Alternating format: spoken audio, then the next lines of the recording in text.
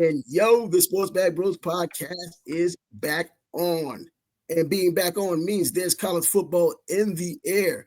This weekend, college football was played. Before the weekend even came, college football was played. But we know about all of these games that started on Tuesday, Wednesday, but Friday is when the most important game started. Before we went into Saturday, when you have your typical college football games. What's good? What's happening, man? Friday was a terrible game. Friday was a terrible night for this podcast, for our show. Oof. I mean, what? Come on. Now, Louisville is a solid team defensively. I know all about how defensive they are, and playing against the Canes down in Coral Gables. This is supposed to be almost kind of sort of a generational Miami Hurricanes team. So much expected. The way they've beaten teams, especially on the defensive side of the ball, the offensive line being dominated, and to lose to Louisville at home with Louisville being on the road, I don't even know what to say about that. And then your boys, Nebraska, go to Minnesota. I thought if you talked about what I talked about last Thursday, they pretty much are there to get taken by the Nebraska Cornhuskers, who were in the top 25 for the first time this season. Wow. Wow, exactly. Minnesota set a record for sacks. They had 9 sacks in the game. Emmett Johnson was running the ball well, yet inexplicably, they were throwing the ball when they didn't have to. There was one possession where on first down he picked up 11, so they threw 3 straight passes and ended up having to punt. And today I see he's the leading rusher in the Big Ten, and he only had 14 carries. I don't understand, man. 6 points, 6 points. Yeah, That's ridiculous. People were talking about Matt Rhule's at the top of the list for Penn State, and I think you asked me, other friends have asked me, what do you think about Rhule going to Penn State? The way I feel right now, see ya. Take your ass out of here, man. You've had 3 years to improve the offensive line. You haven't done it. You've had 3 years to improve the defensive line. You haven't done it. You can't stop the run. You don't run the ball consistently. Your quarterback gets sacked 9 times. You put up 6 points against a team who's not a juggernaut defensively. I can see. Period. Minnesota's trapped this year. There's no excuse. I see his press conference. He says he's pissed. He's pissed at his coaches. He's pissed at his players. He's mad. You ought to be mad. I'm mad. Husker Nation is mad. And I wonder if that's a distraction talking about the Penn State job. And as you said last show, that he didn't say, he said everything other than I'm not interested in the job. And it could be one of those things that he coached differently. I doubt he might have coached differently. But there's probably some kind of aura in the air with the players. They're there more times than anybody else is there, or for more time than anyone else. They probably get some of that vibe. They probably have some skepticism in their mind. Could this be his last game, or is there going to be some big announcement coming? It's going to break all their hearts. Some of them might even be thinking in this day and age, where is my next school going to be? I committed to him. I committed to Nebraska, but because he's not here, Nebraska's still here, I still might want to go somewhere else because I feel betrayed just having him bring us to Nebraska. I mean, there's so many scenarios that could have gone into it. There's just no way. Minnesota just hasn't been a good team this year at all, in any capacity. This Nebraska team, even though the record probably wasn't indicative of how good they are, they still were good enough to beat Minnesota, and it didn't happen. Yeah, they should have been. And early in that game, Rhule was making some incredible plays, man. He was falling down. His knee was maybe an inch from hitting the turf, and he flipped it out there. Then they ran a bootleg, and the DN was in his face, and he switched it to his left hand and threw the ball left-handed for a first down. I'm like, damn, kid's in his bag. But they couldn't punch it in the end zone. They ended up settling for 2 field goals. They were dominating defensively. Then Minnesota breaks one long run to the one. They punch it in. Now they're winning 7-6. All that work for nothing. But look at what Indiana did with Cignetti. They're like, we want Cignetti. That's our guy. Let's lock him up. Let's lock him up. If he wants to go or somebody wants to pay for him to go, they're going to pay for him because they locked him up to a big extension. Yeah. And now if somebody wants him, they're going to have to pay out the butt for him. Yeah, But $11.6 million he's getting just per to see season. the contrast and how Indiana played following the supposed rumors and whatnot, they came out dominated. Look at Nebraska. You got the talk in the air. They laid an egg. Nebraska did not lock up Matt Rhule. So I don't know. But again, the AD, Matt Rhule's not his guy. And that's true too. He didn't hire him. So who knows? Maybe he doesn't want to lock him up.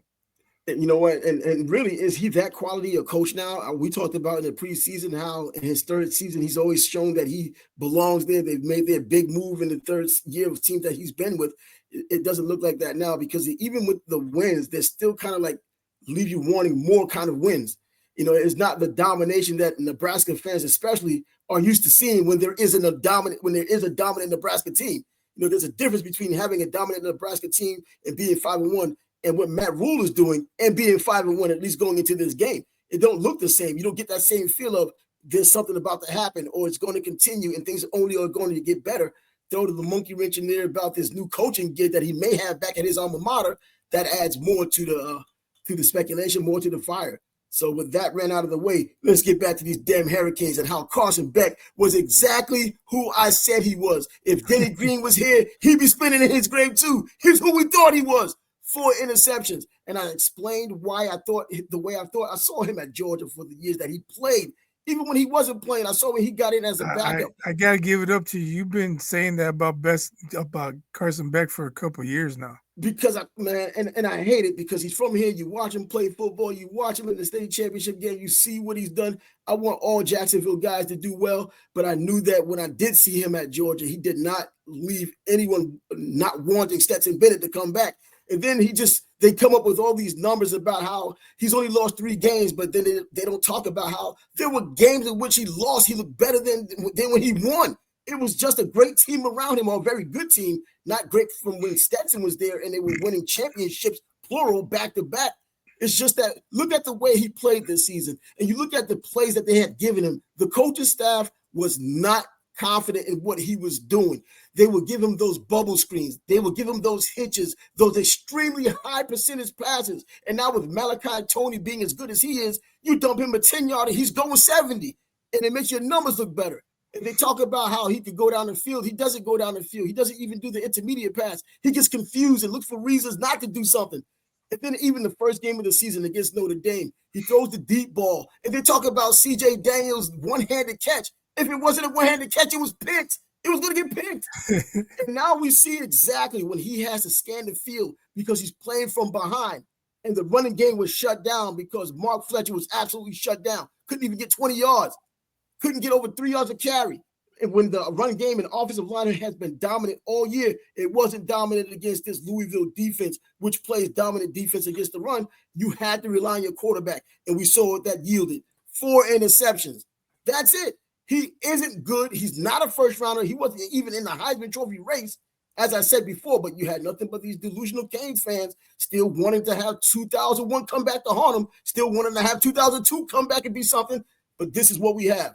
Carson Beck is not the guy. Unfortunately, with them falling to number 9, the Canes, after falling from number 2, they're still, at least if things ended today with all of the other things they'll add to decide who's going to be where, they would be in that 12-game playoff, 12-team playoff in the playoffs. And when you start playing those dogs like Indiana, forget about it. There's just no shot. No shot. With that defensive front 8 that Indiana had, front 7 and 8, doesn't even matter. Those dudes get after you. Carson Beck is going to be a mess if those two ever met. Well, you said it all. I can't say anything else about the Hurricanes. Damn, too bad Cam Moore didn't have another year of eligibility. Bro, when those boys is coming though, man, Louisville and even Miller Moss, their freaking quarterback coming from USC, who I thought was absolute trash at USC, still not that good here at Louisville, at least before playing the Canes. He has a solid enough game in the beginning of the season, beginning of the game, to where it put them comfortably, in their opinion, pretty comfortable, not having to worry about a whole lot because the defense was shutting down Miami. And they knew they had only Carson Beck to beat. Not a hard thing to ask for, beating Carson Beck. We see that now, and now Canes fans are turning it against them. bro, you should have listened to me from the beginning. It would have saved you the pain. We would just watch and wait and see. But also, before we leave around with those games that we talked about, new coaches getting fired. Billy Napier out at Florida, one of the worst kept secrets ever. And then Luke Fickell may be next, I'm thinking, because Wisconsin did lose 35-0 against Ohio State. And then Trent Dilfer was out also at UAB, but the feel-good story there was UAB beat Memphis. And on the surface, it doesn't seem like anything, but when you look at the interim coach, Alex Mortensen, the son of Chris Mortensen, the legendary ESPN broadcaster, football analyst, that's his son. He got the win. And that was the first time they got the win after Dilfer. Dilfer was fired, terrible record at UAB. He should have been fired after last season. They gave him another chance, but hopefully they may keep Alex Mortensen. But anyways, that's what I had to throw out there today with this college football. I mean, Georgia played. We know the Ole Miss, the shootout there. Alabama played against Tennessee, the border war, the third Saturday of October. Is Texas A&M for real? Texas, you know what? They're for real in terms of wins and losses, and they're beating the teams they need to beat. My problem is giving up over 260 some odd yards on the ground. When you give up 260 something yards on the ground, and you're one of the top teams now, the fourth or the third team in the country, bro, there's a problem. And they can get exposed. You're going to get exposed as soon as a team that can run the ball. Michigan, you know what I mean? But Michigan probably won't be in that position. But even Ohio State, Ohio State hadn't had to run the ball. Julius Saying, looks like he's finally getting his act together as a quarterback.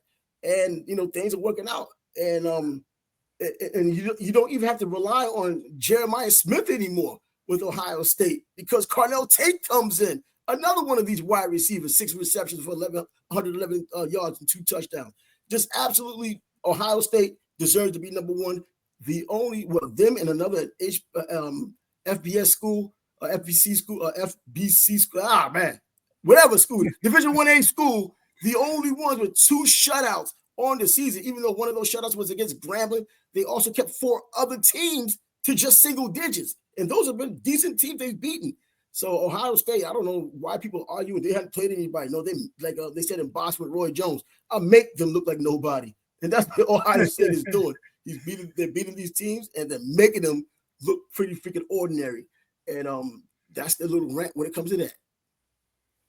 And we'll see. It looks like Michigan's going to be their only potential hurdle. Yeah. Indiana, they got Penn State, but Penn State, I don't know what, the wheels fell off there. So that conference is definitely coming down to Ohio State and Indiana. Well, but James Franklin did say, I'm going to win my championship somewhere else. They don't want me. I'll win the championship somewhere else. Well, like you did at Vanderbilt. Come on, man. You haven't won anything. You haven't done anything. I mean, really, anything of real note. Championships is what matters. You hadn't even gotten into the championship game. But either way, he's Buzz. I'm Trav, the Sports Bag Bros podcast. We'll come back at you at another time. Maybe a little bit more college football. But until then, deuces.